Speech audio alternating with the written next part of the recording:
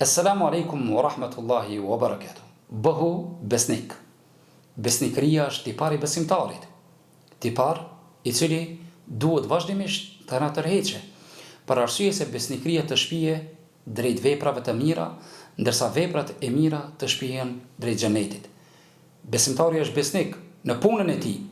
Besimtari është besnik në raport me bashortën e tij. Besimtari është besnik edhe ndaj krijuesit e tij fillimisht. Andaj të nderuar vëllezër dhe motra, pejgamberi sallallahu alaihi wasallam tha: Inna sidqa yahdi ila al-birr, besnikëria të shpije drejt veprave të mira, wa inna al-birra la yahdi ila al-janna, ndërsa veprat e mira të shpihen dhe të çojnë drejt xhenetit. Besimtari është besnik siç e ceka më herët, në raport me krijuesin e tij, me bashortën e tij, me të afërmit e tij. Besimtari është besnik edhe në tregtinë e tij. Në zamanin e të cilën besimtarët janë ndoshta për fat të keqin, jo një shembull i mirë në raport në besnikëri në tregtitë e tyre.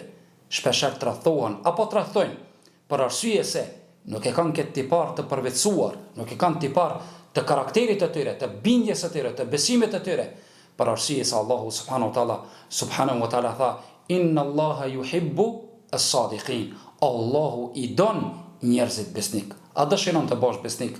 Në këtë muaj besnikëria mund të shtohet, e sidomos në këtë ditë ku ti ja xherushëm, gjuha yte nuk është duke përdorur gënjeshtrën, gjuha yte nuk është duke përdorur ofendimet, andaj bëhu besnik në shitblerjet tuaja, në tregtinë tënde, në raport me bashortën tënde, në raport me koqshit e tu, bëhu besnik me kolegët e punës aty ku je, duke ofruar vetveten tënde ndaj veprave të mira, e veprat e mira të shpihen në xhenet. Andaj bëhu besnik që të arrish kënaqësinë dhe xhenetin e Allahut subhanahu wa taala. Wassalamu alaikum wa rahmatullahi wa barakatuh.